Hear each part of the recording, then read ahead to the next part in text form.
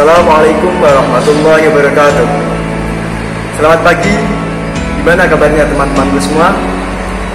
Kali ini saya akan membahas tentang pecahan. Apa sih pecahan itu?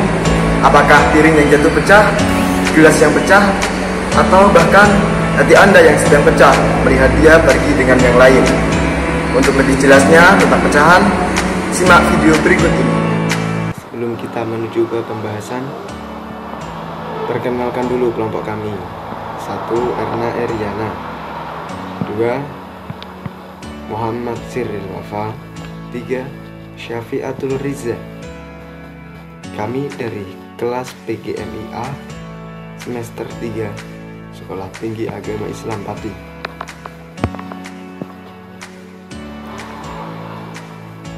Oke, langsung saja menuju pembahasan. Apa sih pengertian pecahan itu? Pecahan adalah sebagian dari sesuatu yang utuh. Dalam ilustrasi gambar, bagian yang dimaksud adalah bagian yang biasanya ditandai dengan arsiran. Bagian inilah yang dinamakan pembilang. Adapun bagian yang utuh adalah bagian yang dianggap sebagai satuan dan dinamakan penyebut. Bisa dilihat gambar di bawah.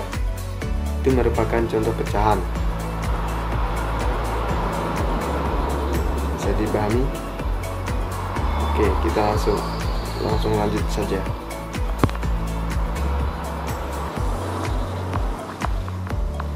Selanjutnya adalah konsep pecahan. Konsep pecahan akan berarti dengan soal cerita yang menggunakan objek-objek nyata.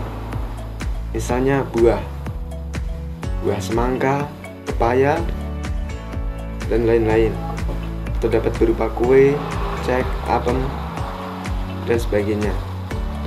Selanjutnya dapat berupa daerah-daerah bangun datar yang beraturan, misalnya persegi panjang, atau lingkaran, yang akan sangat membantu dalam memeragakan konsep pecahan.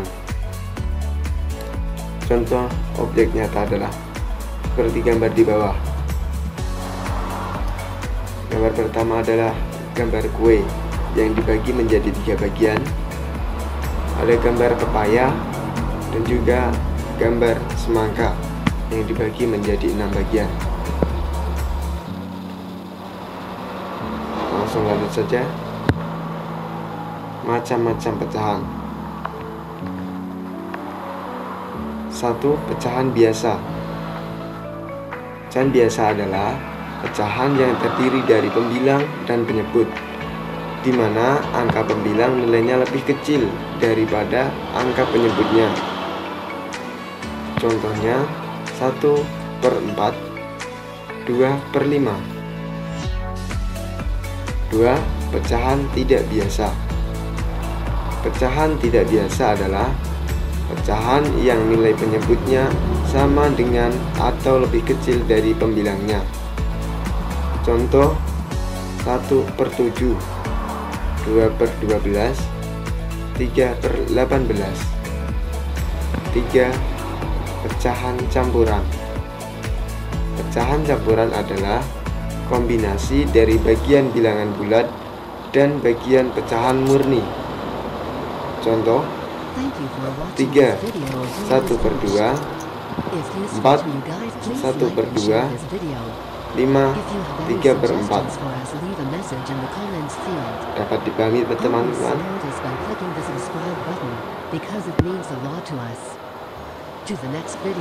Kita langsung contoh penyelesaian masalah. Contoh penjumlahan pecahan biasa. 3/4 tambah 2/5.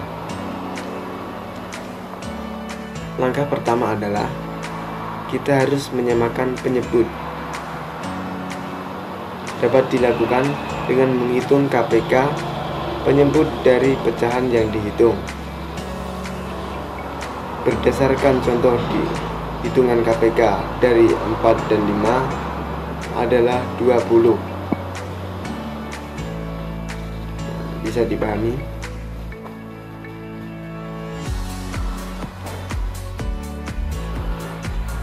Penyebut adalah bagian yang bawah, itu namanya penyebut. Oke, langkah selanjutnya adalah menghitung pecahan senilai. Dari pecahan senilai dengan penyebut KPK-nya dari masing-masing pecahan yang dijumlahkan. Hal ini dapat dilakukan dengan mengalihkan pembilang dan penyebut sehingga diperoleh pecahan senilai yang tepat. Tipsnya, bagi penyebut KPK dengan penyebut awal untuk menemukan pasangan perkalian.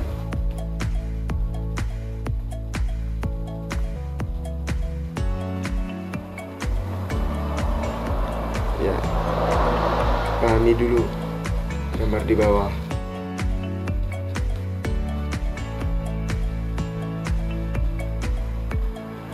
Dimana 3 dikali 5 hasilnya 15 dan 4 dikali 5 hasilnya 20. Sedangkan untuk 2/5, 2 dikali 4, 5 dikali 4, jadinya 8/20. Kemudian dijumlahkan 15/20 tambah 8/20. Selanjutnya, jumlahkan pecahan senilai. Dalam penjumlahan pecahan dengan penyebut sama, yang dijumlahkan hanya pembilang. Nah, ingat-ingat, yang dijumlahkan hanya pembilang.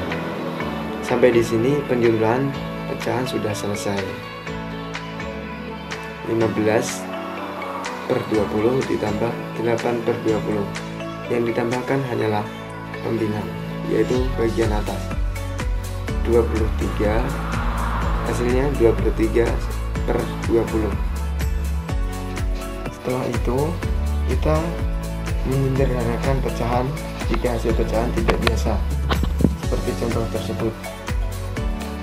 Langkah ini merupakan langkah tambahan jika hasil merupakan pecahan tidak biasa, yaitu pembilang lebih besar dari penyebut. Maka untuk memperoleh hasil yang lebih baik dapat dilakukan dengan penyederhanaan pecahan. Hal ini dapat dilakukan dengan pembagian bersusun. If useful to you guys, please like and share this video. If you have any suggestions for us, leave a Untuk message in hasil the comments field. Always support us by 23/20. clicking the subscribe button because it means a lot Untuk to us. 23 kita To the next video. bagi 20. Hasilnya 1 sisa 3.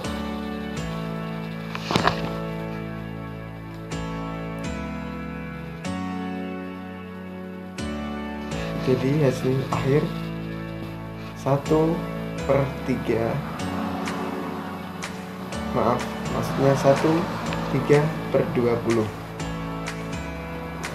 Ini bisa dipahami seperti contoh di bawah.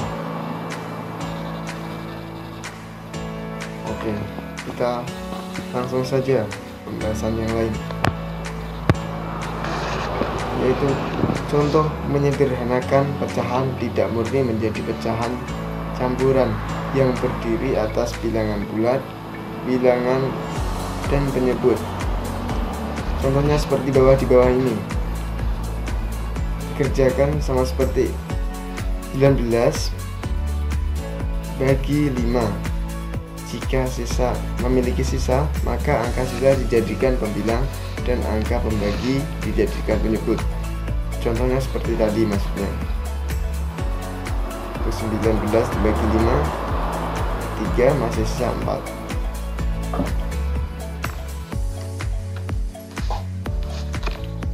Kita langsung lanjut saja. Cara menghitung perkalian pecahan biasa dengan bilangan bulat.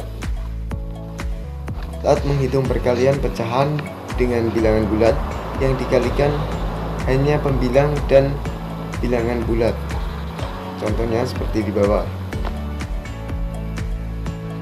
Oke, hasil 28/9 merupakan pecahan tidak biasa karena pembilang lebih besar dari penyebut.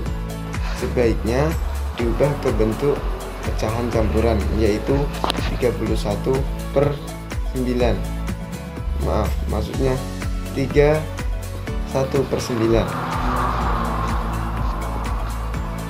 Selanjutnya, cara menghitung perkalian antar pecahan biasa. Menghitung perkalian antar pecahan biasa dilakukan dengan mengalihkan pembilang dengan pembilang dan penyebut dengan penyebut. Ini justru lebih mudah dibandingkan dengan menghitung penjumlahan atau pengurangan pecahan biasa. Contohnya seperti gambar di bawah.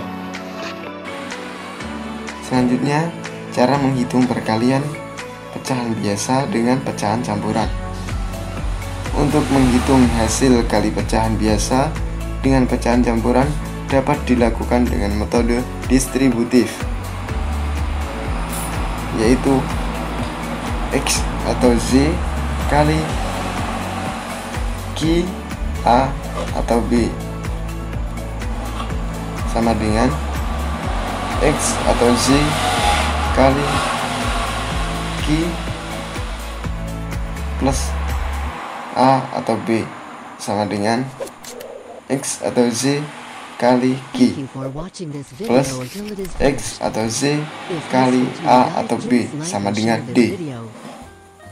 Contoh 4/7 kali 2 1/2 sama dengan 4/7 kali 2 plus 1/2 sama dengan 4/7 kali 2 plus 4/7 kali 1/2 sama dengan 4 kali 2/7 plus 4 kali 1/7 kali 2.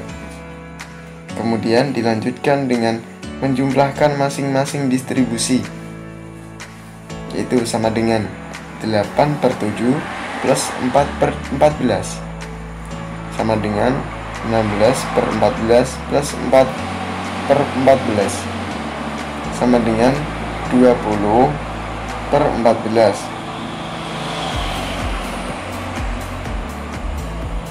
sama dengan 16/14 sama dengan 1/3/7. Nilai 20/14 dapat diubah menjadi 16/14, kemudian disederhanakan menjadi 13/7, gitu maksudnya. Oke, kita langsung lanjut saja.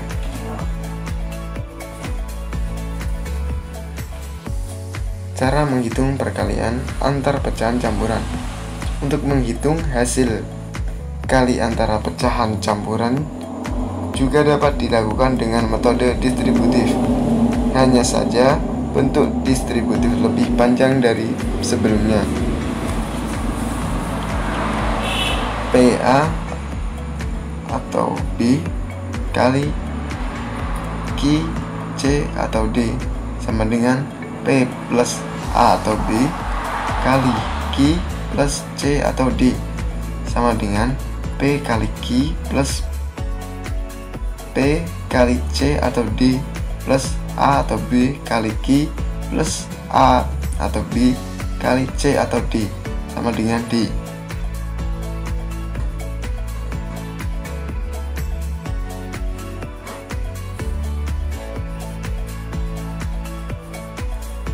Oke, bisa dipahami teman-teman?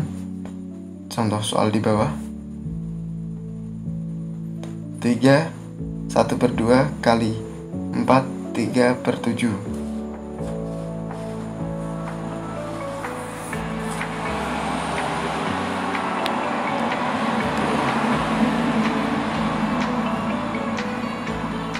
Kemudian dapat diterapkan sifat komutatif untuk menjumlahkan bilangan bulat dan pecahan.